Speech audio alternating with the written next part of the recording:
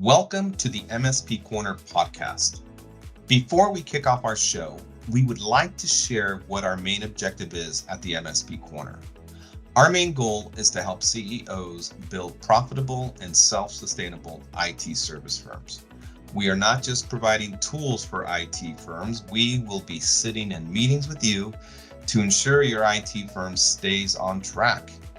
The first area we are focused on, strategic sales.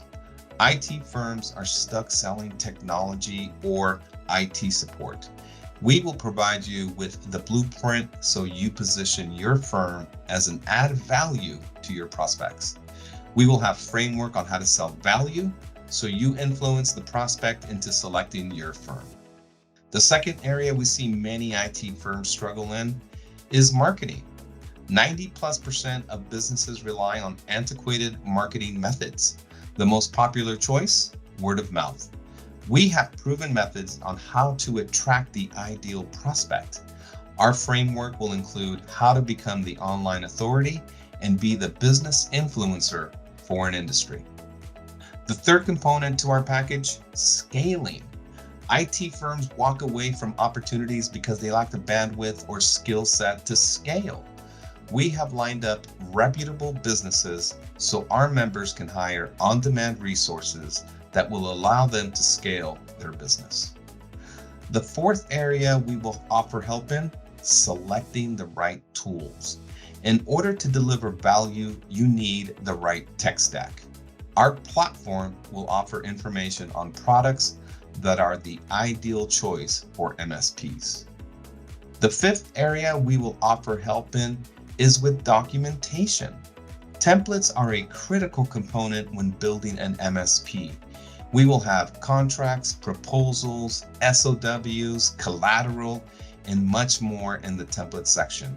You will have every document you need to start up your managed IT service business. Thank you for tuning in. Let's go to our next podcast. Hello, everyone. Thank you for joining our podcast. I am your host, Fernando Leon, and I am joined by my co-host, Gregory Moravietz. And today we're going to continue on that same path with cold calling.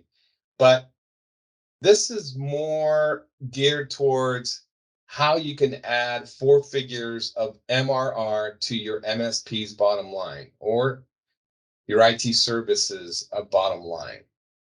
So I'm going to quickly go over the table of contents and give you guys a quick overview. But, we're going to be talking about several topics, and one of them is your target market. References. What kind of references is going to be really important? A quality database or a list. A script that will generate interest with a specific industry. CRM is a must, collateral, and a follow-up script.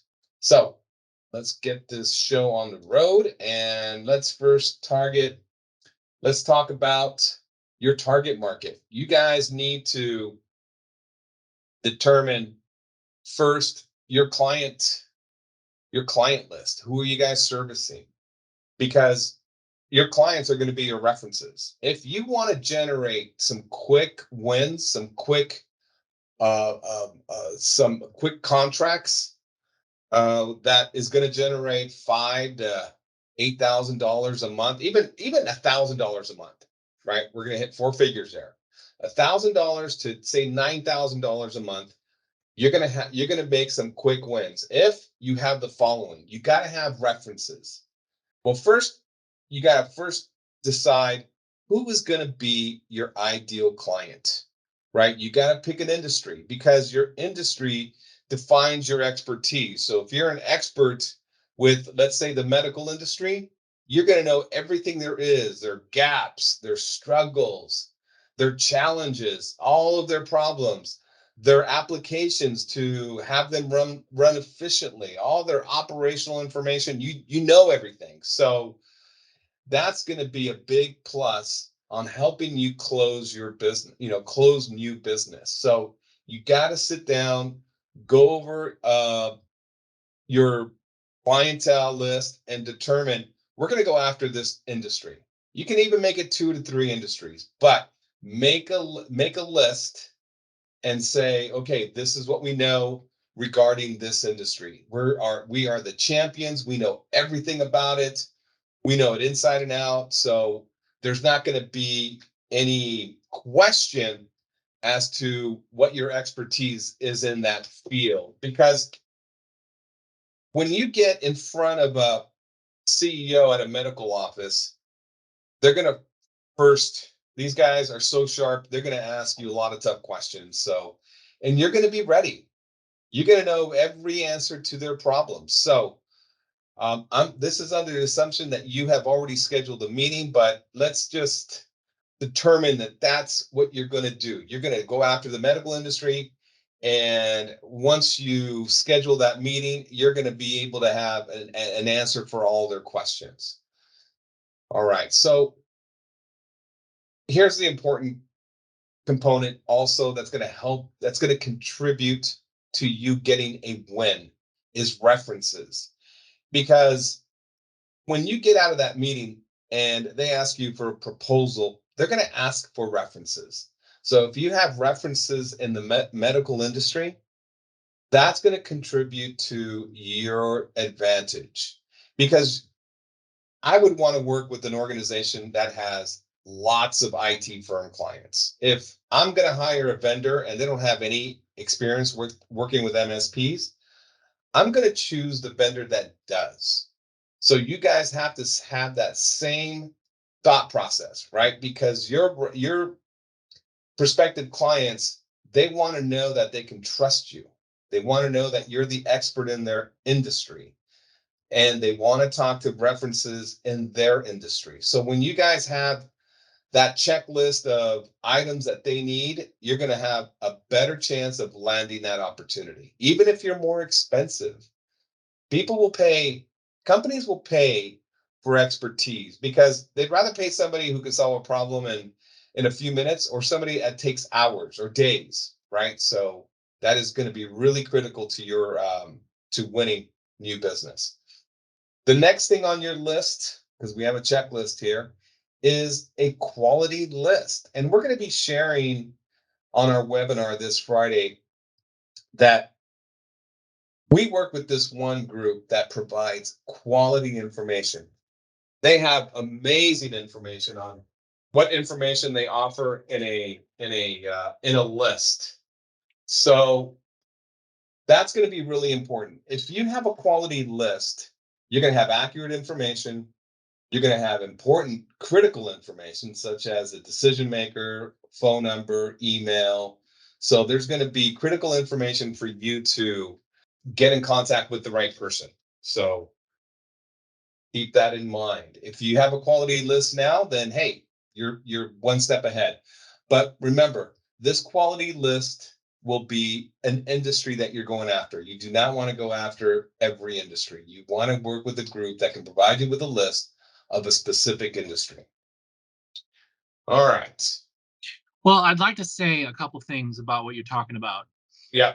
So, when you'll get a request from your customer for something, usually they don't request many things. So it's difficult to have a case study or reference from a customer if you don't quantify the work you're doing. For instance, if you're just simply patching servers for somebody or monitoring servers for somebody, the opportunity to get a reference from that is very low, very hard, right? Because the customer didn't ask you to do anything, so they can't like be happy that you did it. Like if a customer says to you, "We want you to upgrade our phone system or our phone firmware on our phones," Yeah. that's the opportunity you need to jump on to get the referral, to get the case study, to get the testimonial, because that's really the only time you're going to be able to get some sort of a positive outcome for the task you do for that particular customer. Now, I wouldn't say we upgraded the phone system for a customer. That's super specific. You pretty much don't want to be specific. You want to generalize. you want to say a biomedical firm or whatever industry you're looking for, say it's biomedical. A biomedical firm came to us, they had communication challenges, they had issues with their VoIP infrastructure. Generalize it. Don't say the phone firmware had to be upgraded from 2.1 to 2.3. I mean, that's just not, that's not going to work, right? You got to say they had a request for a VoIP infrastructure, rollout. You got to use all the good terminology, and then we successfully rolled out the infrastructure modification, which was the firmware upgrade, really, and it was successful. We came in under budget, ahead of time, blah blah blah blah blah, and then you slap your customer name on the bottom. Bill freed from a biomedical firm. Usually, you don't even want to use the names of the firms because you don't want other MSPs trying to cherry pick you or hit them with requests. And so that's what you got to do. You got to put a really general um, project, testimonial, case study together, generalize the whole thing. Don't describe in any detail what you did, but that's how you squeeze a testimonial or a referral out of somebody. Yeah, no, I agree. I, you'll see on our new website, we're going to have testimonials, and you're right. We do not provide company name, the full name of the president or CEO, because you're right. Our competition comes to our site, and they will see who our client is. You don't want to give away information. You don't want to offer information. So you're absolutely right. You do not ever want to do that because yeah, they'll start calling into they already know that's half the battle, right? It's like who is the decision maker? If they have the name of that person already, ooh boy, you've already done a lot of legwork for them. And as you already know, it's difficult to determine who the decision maker is. Well, not that we've done this, but it's a thing. You'll go to a meeting and you'll talk to somebody and they'll say, yeah, ABC MSP is no good. They did us wrong. We hate them. They have crappy tech support. We want to go with you guys. And then you go over to their website and you say, okay, look at this testimonial. It's from Rick at XYZ Corporation. I bet he's having the same problem as ABC did. I bet that customer at ABC or DEF had the same problem. I'll call into him and tell him, hey, guess what? DEF just came over to our side because ABC MSP does such a crap job. Are you having the same problem? I mean, they got something to talk about, right? Yeah, They're like, hey, we heard that your MSP was garbage yeah, from one of the other customers they gave, and then you could just say, we heard it from them that you guys were getting stabbed because they were getting stabbed. You can assume that these guys were getting stabbed. So you just make up your own conversation and sneak in the door and just start pounding. So if you put testimonials with customer names and CEO names and stuff, that's dangerous, right? Just because someone thinks you're doing a bad job doesn't mean you are. So yeah. No. I agree. I mean, you're so right because we've never done that, but I could see organizations doing that where they're like, oh, we're taking over for so and so, and this is the MSP. Let's go to the website and see if we can uh, get additional information on who else they're servicing because that's a great idea, right? Because if they can get insider information, the more you give them, oh, it's just trouble. It spells trouble. You do not want to give any information to your competition. Make them work for it because it's already difficult as it is to generate new business, and don't contribute to insider information with the enemy because that's just not going to do you any good. right. All right. So the next thing that you need on your list is you need a custom cold calling script. Right? So if you're calling into a CEO at a medical office, you want to focus on a custom you need a custom opening for them, right?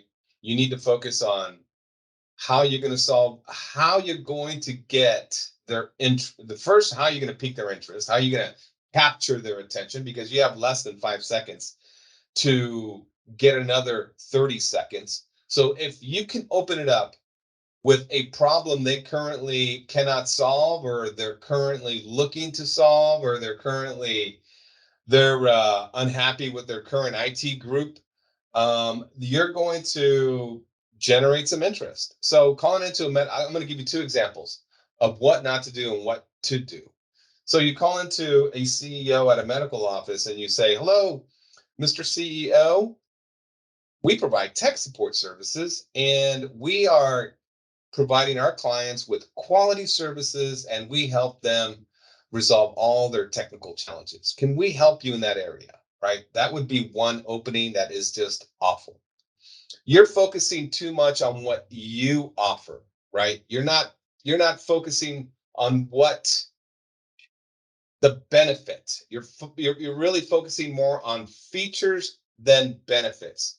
And what I mean by benefits is calling into a CEO and saying, "Hey, Mr. CEO, we provide solutions that reduce IT overhead by 50% within 90 days. Are you looking to reduce your IT overhead?"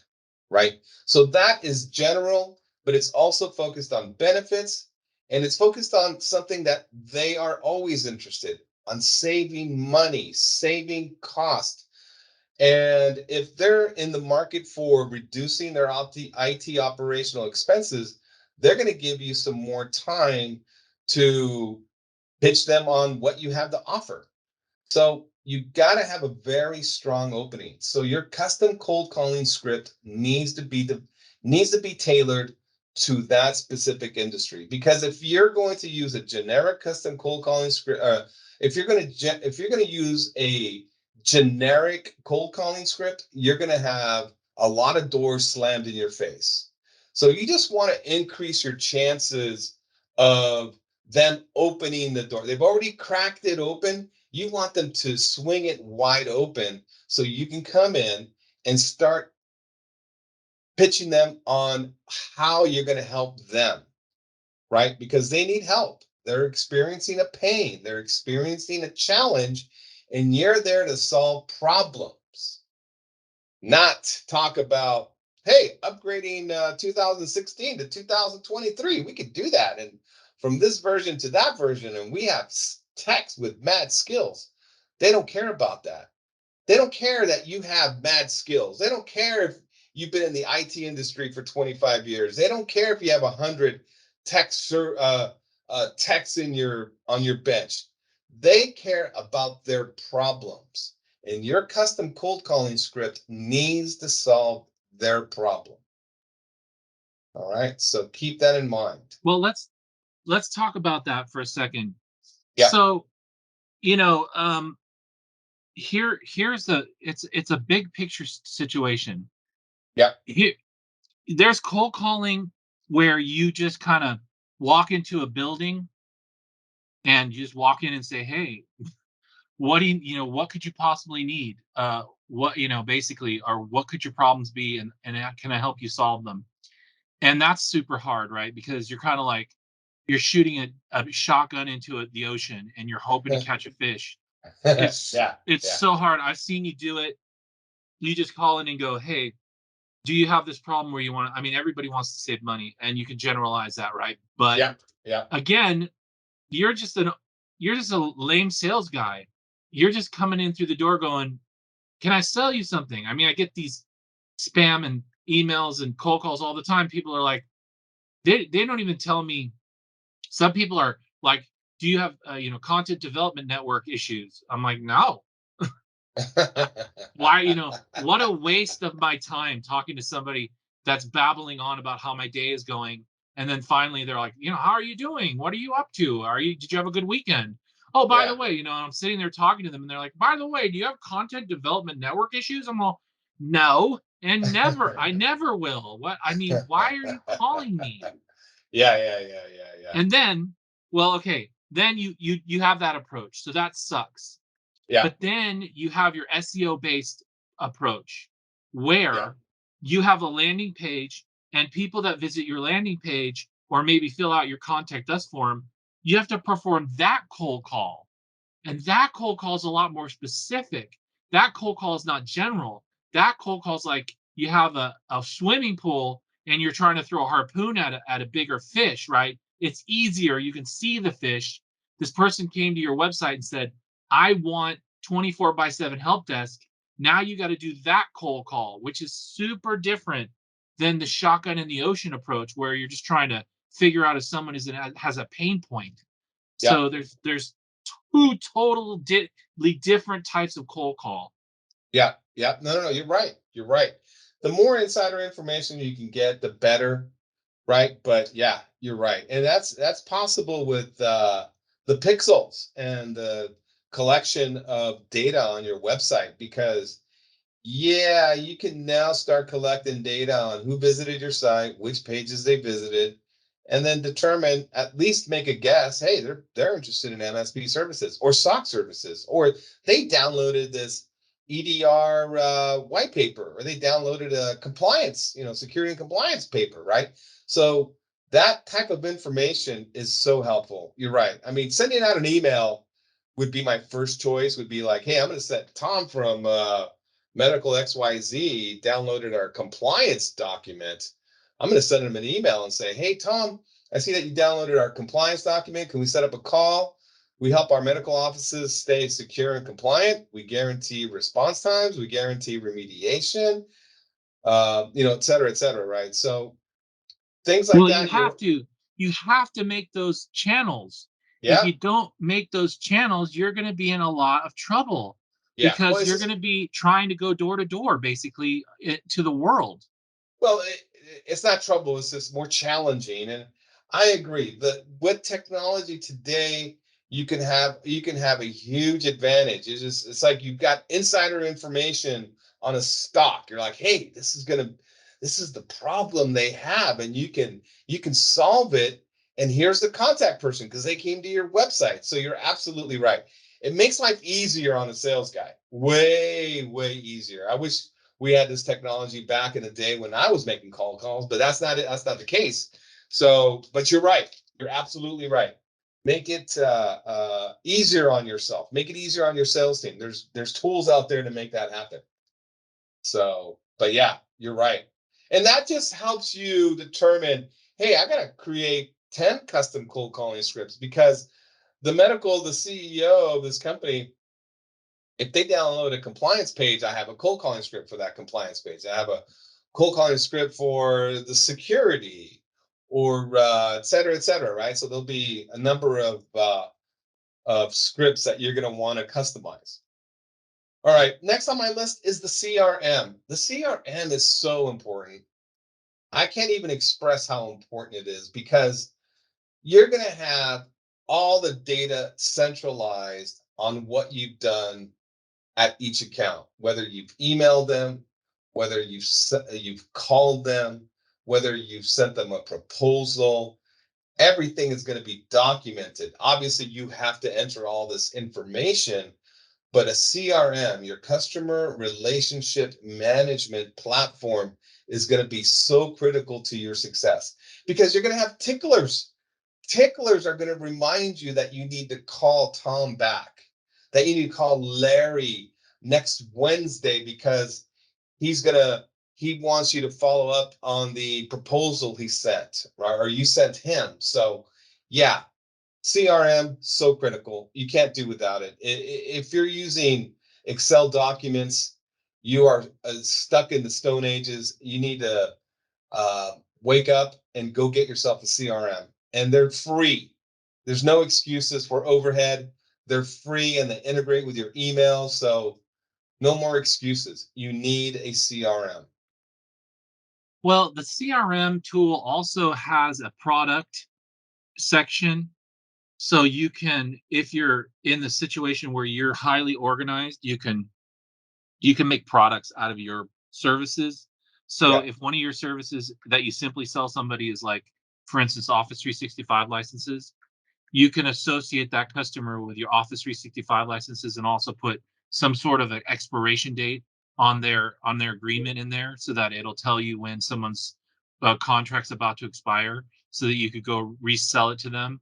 But yeah, that's super critical, especially with like SSL certs and licenses like Adobe. If you're selling Adobe, you want to know when that's about to expire. You don't want them to call you and say, all our stuff stopped working. Yeah. What are you doing? What's going on? Because your techs are not gonna monitor that. Your techs don't care. They're working on ticket after ticket after ticket. They're not sitting there going, huh, I wonder if Fernando's company's SSL cert's about to expire. That's Yeah. really Yeah. more of something that the salesperson needs to stay on top of is license and license renewal, services renewal, contracts and contract renewals. Yeah. No, I agree. I agree. No, it's it's notes that I keep also. I have notes for when a contract is going to expire, and I send it to the client. Say, hey, your contract is up for renewal, and your CRM will be reminding you of that. So, good point. Very good point. Next on the list is marketing collateral. Why do you need marketing collateral? Because this Yeah, I is would real. also say that if you have had no contact from the customer for a year and Yeah. you and the customer have not been on any kind of terms, be careful about contacting them and instantly slapping on a, price increase onto their terms. Yeah. You will find that 7 out of 10 times, not 10 out of 10, but 70% chance you'll lose that customer because they're going to shop you. Yeah. So you just want to basically probably keep things the same, Yeah. unless you're performing a lot more services for that customer, or you look at the tickets and the customer is getting a really good deal from you. Then you might want to talk to them and say, look, we worked 12 or 13 hours on these two tickets for you. You're getting a whole lot more out of us than we are getting out of you. And that, you don't might not say that to them, but you might think that. And then you go to them and say, maybe we're going to do like a 5% increase because the services we're offering you are far and away better than what you probably get if you went and shopped us out. So you just want to be really careful about getting shopped because it happens all the time when you get a little bit too crazy on contract renewal. Yeah, yeah, no, I agree. I agree. And it gives you an opportunity to increase the rates by 3-4%. You got to go with, you got to give your guys a raise. So go with what the national inflation rate is, because it's not clients expect that. So don't feel like it's going to be a deal killer or they're going to shop you out. I've never had anybody shop me out after I've raised their rates, and they're happy. If they're happy, they're not going to complain about a small increase. They want to keep, No, no. If they're happy and right. they're talking to you and you're friends with them and you're like, how are things going? They're like, we just got a compliment about your service the other day. It's great. No one's going to fire you. But Yeah. if you don't ever speak to them and you call them up and say, "Hey, I'm going to increase your contract by 5%," they're going to be like, "I've hated you since the day you got here. I'm going to fire you. I'm going to fire you now, and this is the reason why, because you totally give us garbage service and you Yeah. don't increase it because people suffer silently constantly. Oh yeah. That's the Yeah. whole Catholic, just don't complain.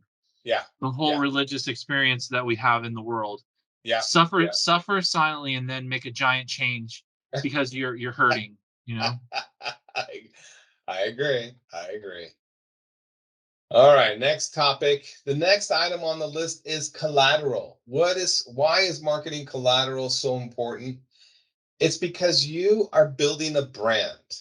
You want your clients, your prospects to remember your brand, that you want to associate your brand with quality MSP services, accountability, and high level IT support, right? You're building a brand, and your marketing collateral is going to help you contribute to building that brand. So you got to get some good, high quality collateral that clearly defines who you are, what you're about, and the benefits you bring to specific industries. Because it's important that you pick an industry and you become their champion. All right. So keep that in mind. Marketing Well, collateral. I'll tell you this. 10 times out of 10, people have felt if we don't have collateral, we're not legitimate. Yeah, If you I don't agree. have collateral Yeah, with maybe even an address on it, you're just fake. You're not trustworthy. You're just a fly by night organization just because you don't have a brochure. It's yeah, ridiculous, but it's like your license almost. If the yeah, policeman pulls you over and says license and registration, you're like, well, I don't have either of those things. It's yeah, time for you to go to jail because you're completely wrong. You yeah, have it's not something you should have. It's something that you must have. yeah, yeah. No, it's definitely a requirement because it makes you look not only professional, but it does legitimize your organization, and that's important.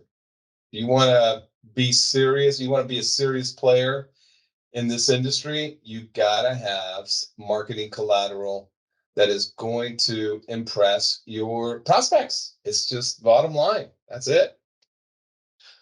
All right. The last item on our list is going to be interesting because I'm going to share some follow up statistics. Because statistics, these are shocking. These were shocking to me, to be honest. I was shocked when I saw these. I was like, wow, this is interesting. So the follow up is really important, and that CRM is going to set that tickler for you to follow up. What's going to be even more important are follow up messages. You need to have a follow up message. What is that going to be in that message? Well, it just depends on who your clients are. That's going to, or who your prospects are, right? So, because you're going to want to have also a customized follow up script for your prospects. And what should be on there? Well, it depends on your industry, depends on who the executive is. So keep that in mind. But here are some numbers just so you guys get an idea as to what those numbers are when it comes to closing opportunities. So let's move to that. So 2% of sales are made on the first contact. Okay. 2%. That's a really, really low number. Next is 3% of sales are made on the second contact. And it continues to grow. 5% of sales are made on the third contact. 10% are made on the fourth contact. 80% of sales are made on the fifth to 12th contact. Is that crazy or what? I couldn't Well, believe it. Go ahead. a lot of people stretch out the process. Like Sure. I'm asking. Here's an example of something that I don't really appreciate, but it happens. I approached a company and I say, I would like to buy this scanner. Yeah. And they come back to me, they go, hi Gregory, it's great to meet you. My name is Fernando Leon. I sell scanners. um I'd like to know some information. Where are you located? What industry are you in? How many scanners are you looking to buy? What is the name of your mother? And all this stuff. And I get it. I know what they're doing. They're filling out their CRM, right? Yeah. And Yeah. they're Exactly. going, they're just trying to fill out their CRM. They're trying to qualify it with a bunch of questions. But it's like stuff I don't really care about. I already know all that stuff and I don't really care about it. But that's their first call. They're like, yeah, I'd like to know all these information about you. And you give it to them. And so they're like, when can we schedule a demo? And I'm like, you know what? I'm an IT person. I don't need a demo, right? I know what scanners do. Do I need a demo of a scanner, right? And they're like, well, we can't go forward unless we give you a demo and then we discuss your requirements. So I go, all right, I'll play along. And Yeah. during the Yeah. second call, they show me the scanner. They say, if you press the scan button, it scans documents. And I go, oh, really? That's amazing. I didn't know it did that.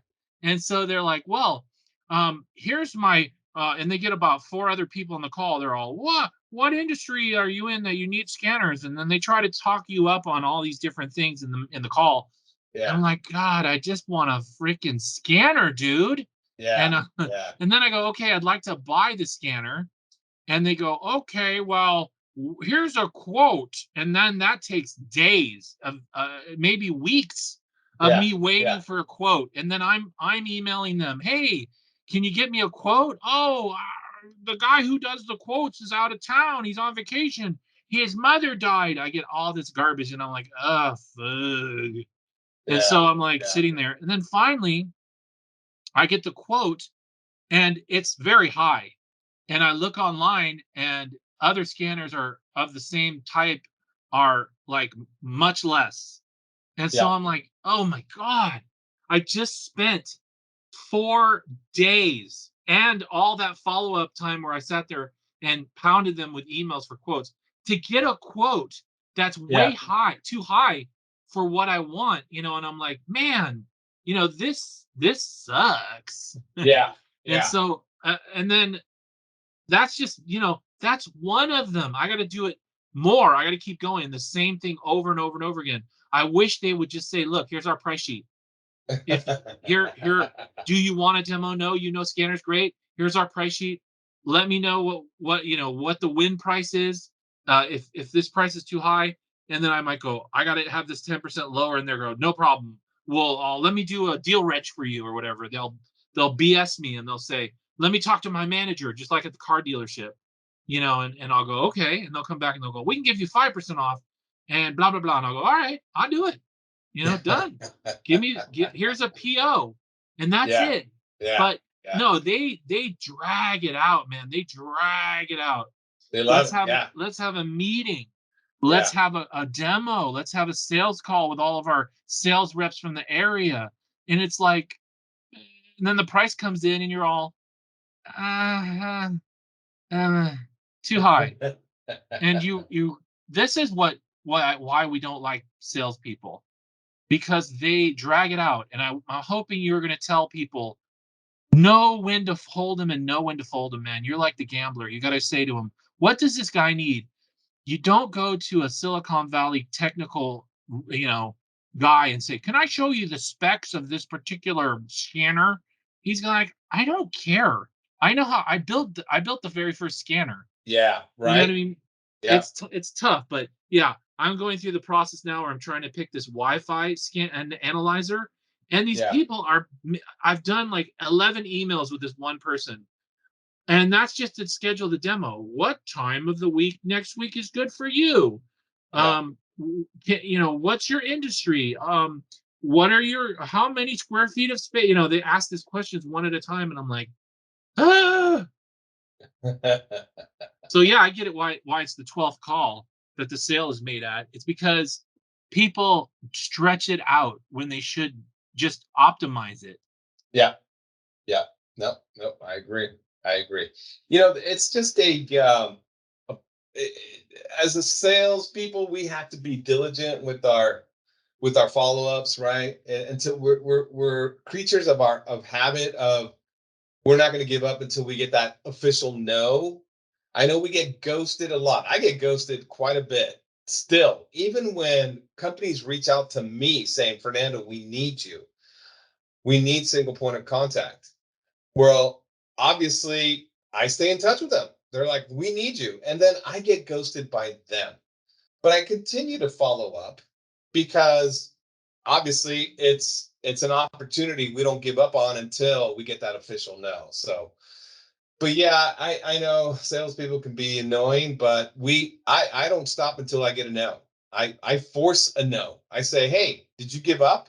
Did you give up on us? People don't like to ever feel like they're quitters, right? It's a very psychological move from my end on the follow-up email or follow-up phone call. I'll say, hey, Tom, did you give up on us? Did you give up on our white label partnership?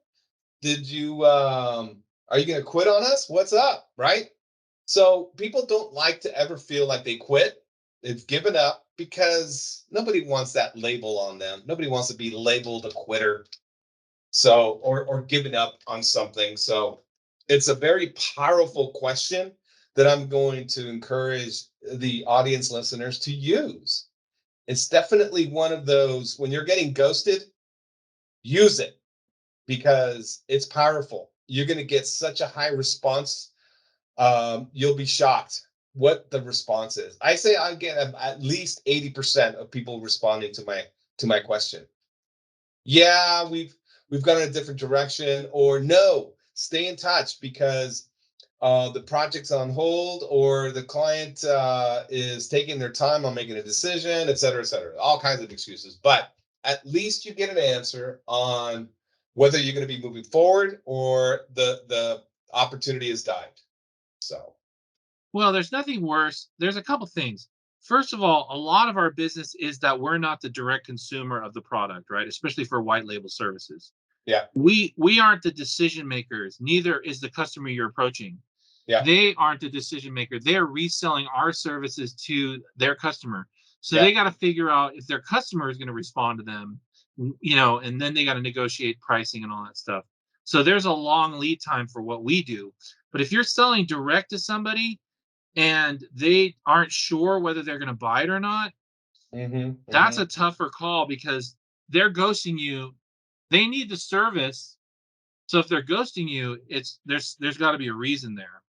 mm-hmm, mm-hmm. I like how you always stay on top of people. And what happens is year after year, what happens is sometimes they will go through another whole nother firm before coming back to us. Yeah, And sometimes we'll catch those yeah, where someone will be all, well, we went with these guys, they were super cheap, but they offshored everything and our people hated them and they yeah. suck, so we're going to give you a shot and move on with you. And that's happened to you before. I know it has. Well, I mean, let's talk about Broadcom, right? Broadcom, I reach out to them every 6 months, and next thing you know, we've had such a long working relationship with them, and then just because I stay in touch with him, first he appreciates it, and then you know we lost a big deal with them, but because of the follow up, next thing you know, we're going to be bidding on a 300 400K dollar deal, an annual deal. So you gotta stick with the follow-ups, man, especially with opportunities you've lost. Because if you lose to your competition, you obviously note that in your CRM. Okay, lost to competition, they were less expensive. So I keep that detailed information. And when I follow up with a past prospect, I send them a specific question. Hey, how's the less expensive group doing? Are you happy? Are they providing you with the quality of support you deserve? Right? And then I end it with, hey, if you're not happy, let's schedule a call. Here's a link to my Calendly, right? Make it really easy for them. Make it so it's not you're going back and forth on, oh, I'm available this day, I'm available that day. Oh no, I'm too busy this week. Make it easy for them to schedule an appointment with you. Yeah, the final thing I'd like to say is that so say you approach a customer and they're like looking at you for help desk support Yeah, and they don't decide on you. But they yeah, they they put you into their running and you were in the running and they were like, "Hey, you know what, Fernando? We didn't go with you guys. We went with a cheaper solution. Thanks for trying." What you should do is still drip on them and don't drip the help desk support anymore. Drip something else. Drip yeah, like um, yeah, software, hardware, Office 365 licenses, yeah, Wi-Fi device, whatever. Drip something else so that you could still say to them, "Look, we know you didn't go with us for help desk. We know you found us for help desk, but by the way, we also do compliance monitoring." And yeah, they might go, "Well, I really like dealing with Fernando. His price was just too high. Maybe we'll give him an opportunity to hit our compliance requirements." Because usually they're not going to call you up and go, "Fernando, how can I make your day better?" yeah, yeah, They're not going to say that to you. They're just going to go, "Oh, I didn't know that this company did compliance monitoring. I didn't know that they had their own platform for NIST 800 171, etc." yeah, yeah. No, no, no, no. I agree. No, the drip is going to be important. It's definitely a must and a goal on my end. So, well, that's a wrap. We're going to close it out with that. And thanks to everybody for listening. We're getting close to completing the platform, and please share our link if you feel another CEO at an MSP will benefit from this cold calling conversation, because we've got we've got more podcasts coming down the pipe. That'll benefit MSPs. So keep us in mind, and we'll see you next week, or talk to you next week. All right. Have a good night. Thank you for listening, and don't forget to sign up to be a member on www.mspcorner.com. Please share our link with a CEO who will find our information beneficial to their business. Have an awesome day.